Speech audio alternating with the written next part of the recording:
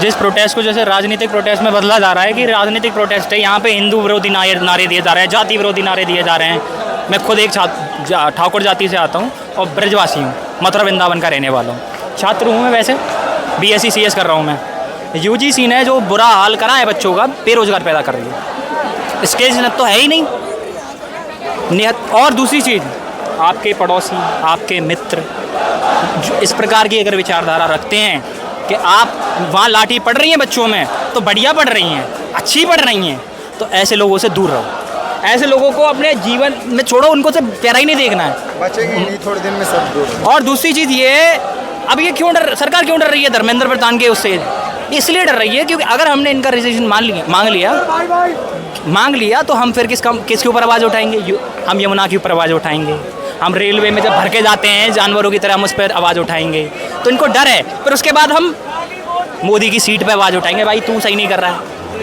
और एक प्रधानमंत्री होने के नाते कुछ दायित्व बनते हैं। वो दायित्व हमारा प्रधानमंत्री मेलोडी ये सारी चीज़ों के अलावा बाहर घूमना, पिकनिक की तरह जाता है, जैसे पिकनिक मना रहा है।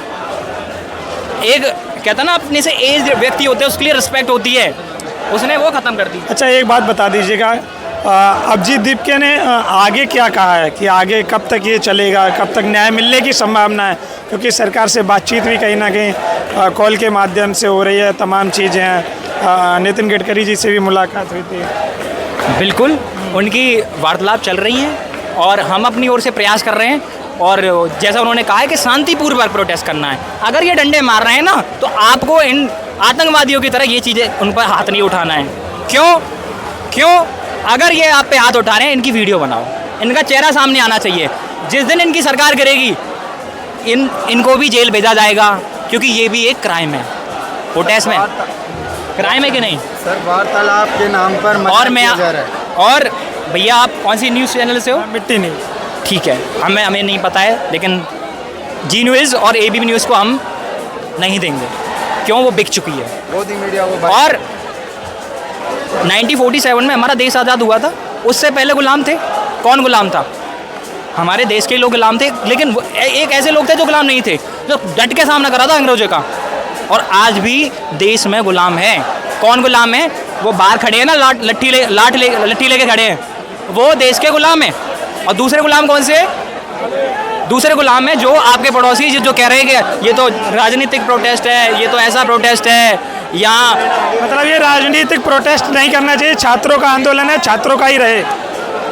Just can you ask me the, मैं प्रधानमंत्री से एक ही क्वेश्चन करना चाहता हूँ। Just ask me the one question.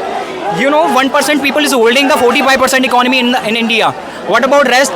There is a huge inequality and you ना say ना देश में तो कुछ है ही नहीं, ये देश में तो कुछ है ही नहीं, देश सब कुछ बढ़िया चल रहा है। जय श्री राम के नारे लगाओ तुम और राम जी की मर्यादा भूल जाओ, है कि नहीं? मर्यादावादी थे ना वो तो अपने सत्य के रास्ते पे चले थे। तुम सो कॉल्ड हिंदू मन के तुम बोल रहे हो कि नहीं बढ़िया लाठी भर रही हैं। कैसे आदमी हो तुम? कैसे हिंदू हो?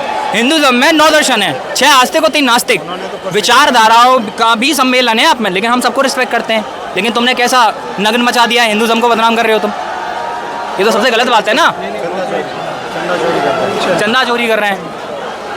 तो ये चीज़ें जब तक पीछे नहीं हटेंगे तब तक न्याय नहीं मिल जाता। 100 बात की एक बात यही है, हम तो लाठी खाने आए, सीधी बात। लाठी खाने बिल्कुल लाठी खाएंगे। आप ये भैया आप ये हमारे अंकल पिताजी समान है। क्यों आएंगे? अपने बच्चों की हक की लड़ाई लिए, हमारी हक की लड़ाई है कि नहीं भैया?